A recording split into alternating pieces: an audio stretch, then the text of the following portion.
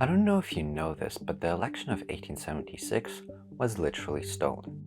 On the surface, it appeared to be a perfectly normal election.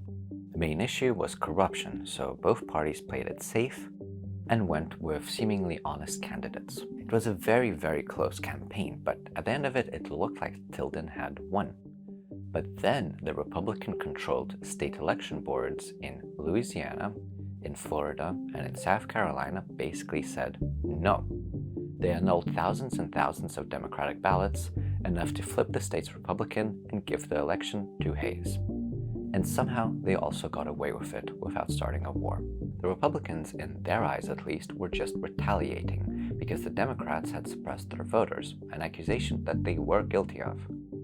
During this time, America was still living through the Reconstruction, basically the time after the Civil War.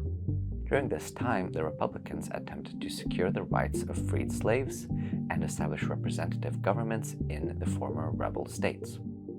Black people alone made up about half the population of the Deep South, so white supremacists realized that the only way for them to get back into power would be to stop the black people from voting. Politically, the Democratic Party was the party of white supremacy, but as long as the Republican-dominated federal government kept a close eye on the South, they wouldn't be able to do much on their own. White supremacists instead organized themselves into groups like the KKK, the White League, and the Red Shirts. These groups straight up murdered black people and their white allies, the ultimate goal of terrorizing them and stopping them from voting. In the run-up to the 1876 election, over 150 black people were killed in South Carolina alone. Federal forces did have some successes in the fight against white supremacy, so for some years black turnout was quite high, leading to an entire generation of black politicians.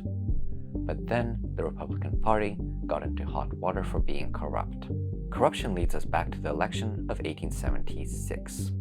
In this very tense and even bloody atmosphere, you might wonder how the Republican actions did not lead to a new civil war.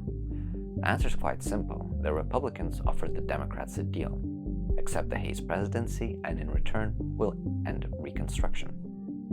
The Republican betrayal was infuriating and confusing, but it was also a foregone conclusion. In the decade after the end of the Civil War, the terrorists had grown stronger and stronger, and Republican voters cared about the South less and less. But without achieving full equality, what point was there to the 600,000 deaths of the Civil War? This entire conflict just had to be relitigated again almost 100 years later, when segregation and white supremacy were finally legally dismantled.